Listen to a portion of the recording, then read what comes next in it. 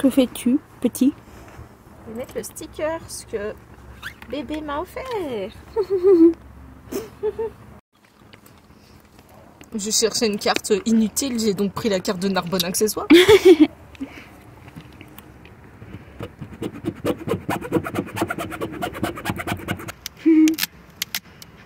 On dirait que ça fait partie du camping-car. Voilà. On est Halle. On le voit bien, hein? Coucou les amis! On se retrouve enfin pour une nouvelle vidéo et ça nous fait très plaisir.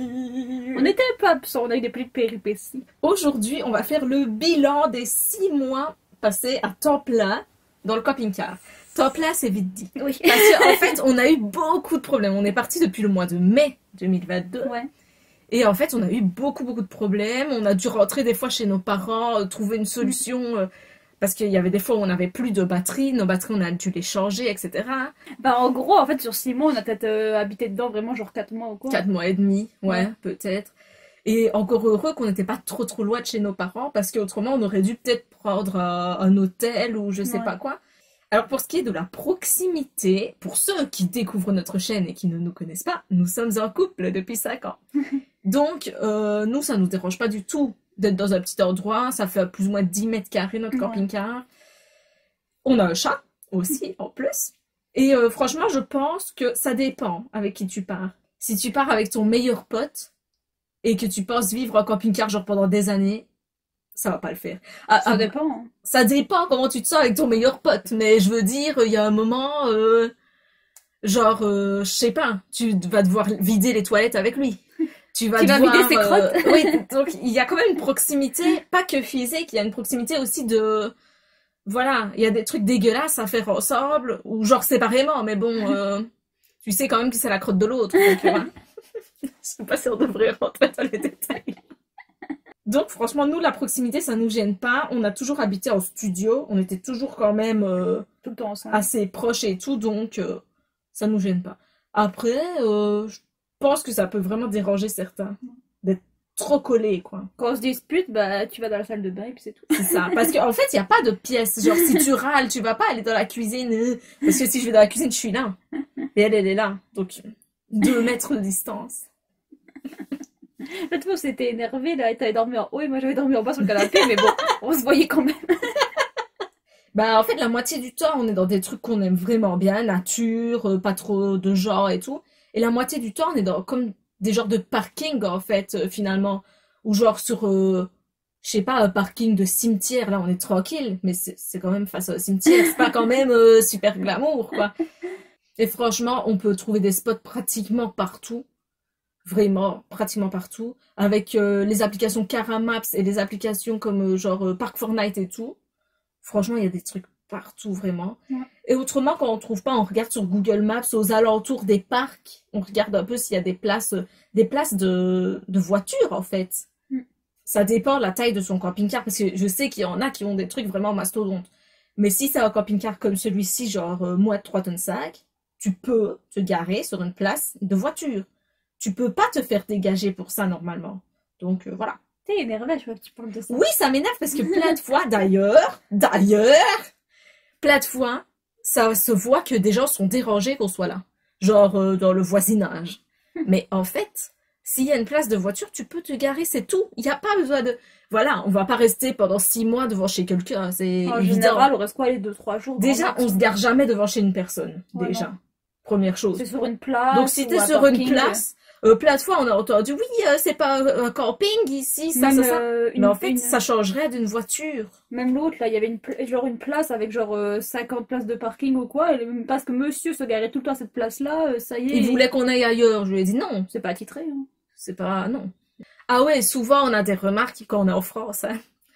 On entend à travers les murs. C'est des murs, ils font cette épaisseur, ok? Donc, quand les gens, ils parlent sur nous, on entend.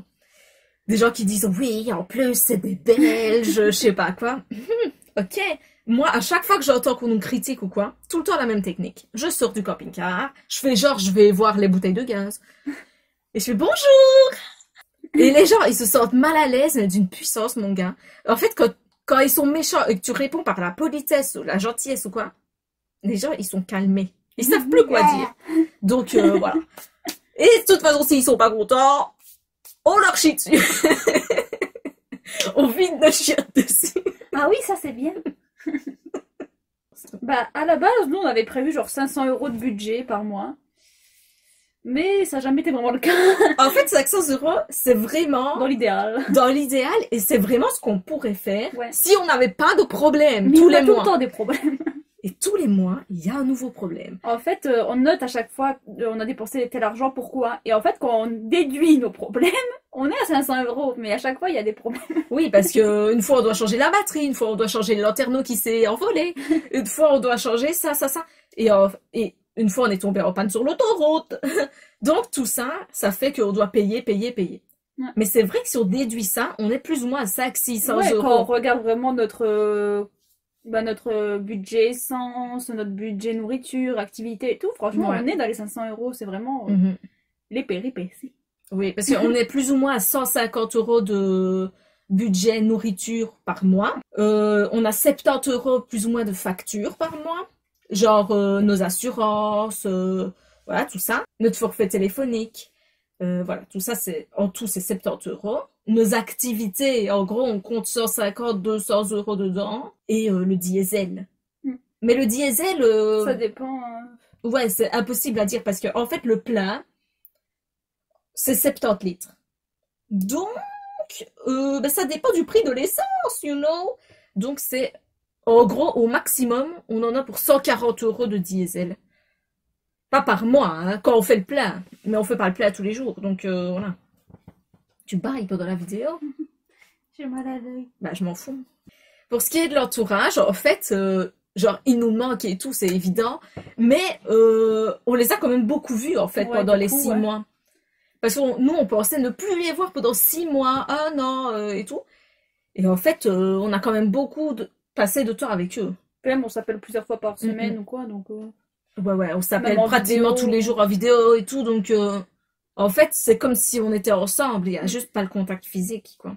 On parle tout le temps de la convivialité entre les camping-caristes. C'est ça, ouais. Mon cul! Sérieux, genre, les 3/4 du temps, même plus, quand il y a des gens, des camping-cars autour de nous, personne ne nous dit Ouais, ouais. bonjour.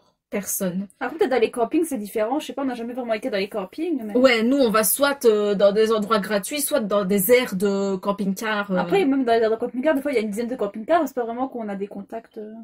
Ouais, et moi, j'attends que ça. Moi, j'aime bien de parler avec les gens et tout.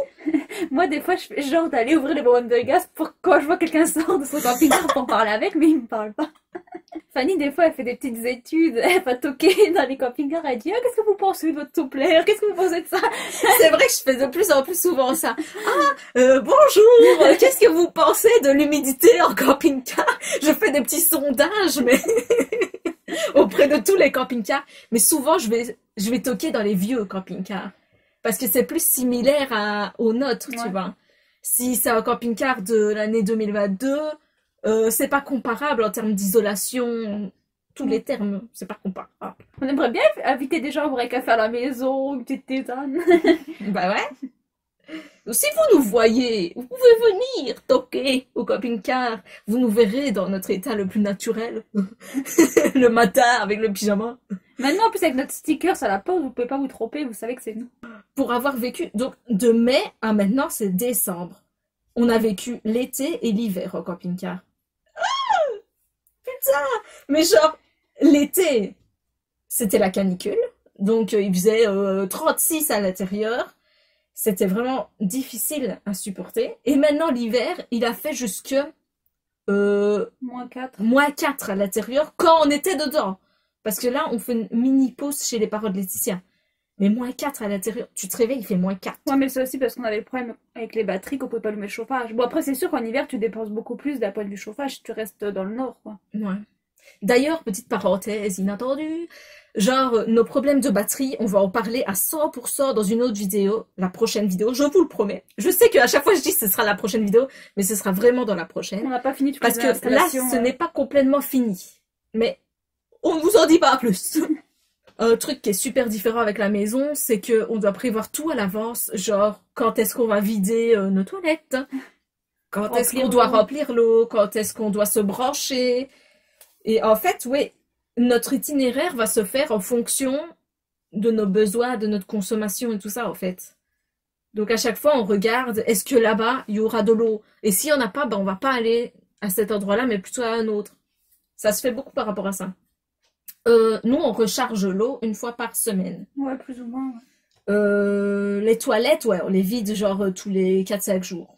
Après, en été, on utilisait plus d'eau aussi parce qu'on prenait plus de douches et aussi parce qu'on faisait la machine à la main, quoi. Ah oui, ça, un truc qu'on n'avait pas du tout prévu dans notre budget, c'était la lessive. Super Parce cher. qu'on s'est toujours dit, ouais, en été et tout, on lavera tous nos trucs à la main, on les fait sécher. C'est ce qu'on faisait, c'était très bien. Mais on s'est dit, en hiver, on partira là où il fait chaud. Et en fait, on ne l'a pas fait. On est resté où il faisait froid pour rester avec notre famille et tout. Mais du coup, impossible de laver le linge à la main. Parce que tu le mets dehors, il pleut, genre. Donc, ça va jamais sécher.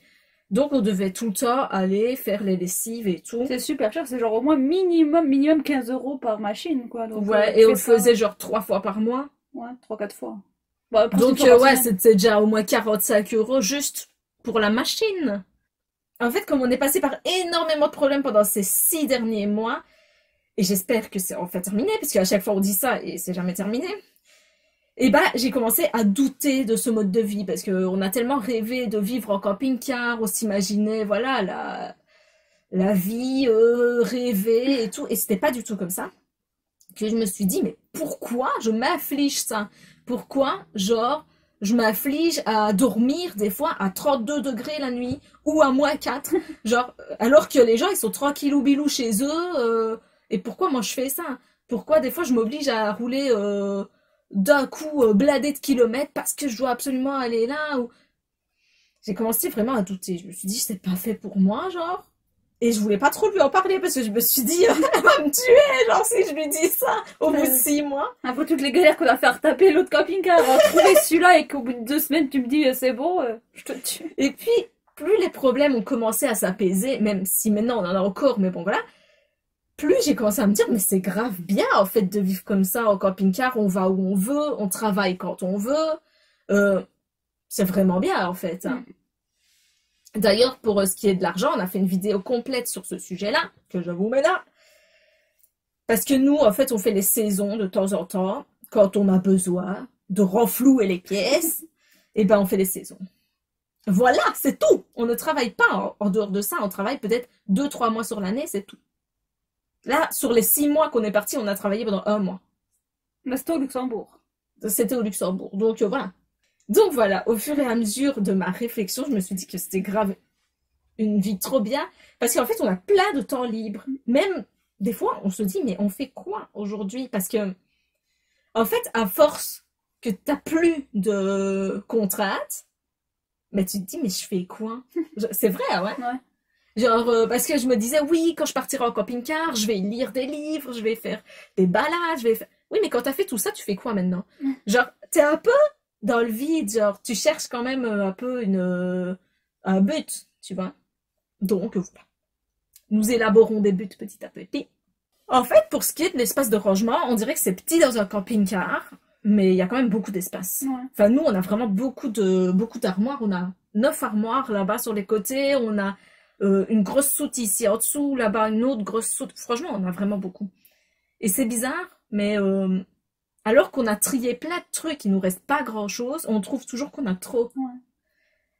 Donc, je pense qu'au fur et à mesure des mois, des années, ça va se réduire encore. Après nous, ça va parce on n'a jamais eu trop, vraiment beaucoup d'affaires. C'est pas comme si on avait une maison avant qu'on avait 10 000 pièces et tout, tu vois. Puis on a la chance que nous, nos vêtements, on met les mêmes. Ouais. Donc on n'a pas genre une garde-robe homme et une garde-robe femme. Ou par exemple, si on ferait vraiment 2 tailles différentes, tu vois, il faudrait beaucoup plus de vêtements. Là, c'est comme s'il y avait une personne. En fait, si tu regardes l'armoire, on dirait qu'il y a une personne dans le camping-car. Là, tous les rangements sont même pas tous remplis, quoi. Il y a au moins 3-4 armoires même vides. le coffre, il est pas du tout rempli. Mais c'est bizarre, mais c'est encore trop. Pour moi, je me sens étouffée Mais en sous fait, le truc matériel. on prend plein de choses qui nous servent pas forcément. Des fois, on a notre bateau, notre table pour manger, notre barbecue. C'est rare qu'on s'en sert, mais on aime bien les avoir au cas où, quoi.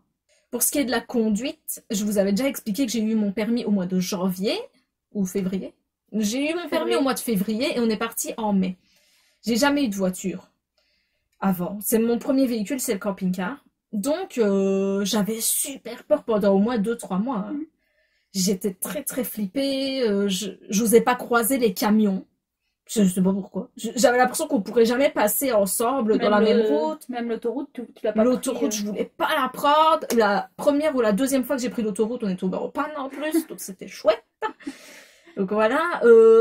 Enfin, j'étais vraiment flippée de conduire. Maintenant, plus le temps passe et plus ça va, franchement. J'ai de moins en moins peur. Je dis pas que j'ai pas peur, mais ça va, franchement. Juste le seul truc, c'est le démarrage en côte, ça. Déjà, avec la voiture, quand je m'entraînais, c'était dur. Mais avec le camping-car, c'est une horreur. Parce qu'en fait, je ne sais pas utiliser le frein à main du camping-car. Je vous explique. Quand je le mets, bah, j'arrive pas à l'enlever. Parce qu'en fait, c'est trop dur. Genre, il faut vraiment de la force. Et moi, avec mes 45 kilos, je n'arrive pas. Monte tes petits biscottos. Non, c'est vrai, j'arrive à le mettre, mais après, je n'arrive pas à l'enlever. Donc, quand je fais un démarrage en côte, je fais que avec les pédales. Mais sauf que des fois, c'est une trop grosse côte. Donc, des fois, le camping-car, il est là, genre...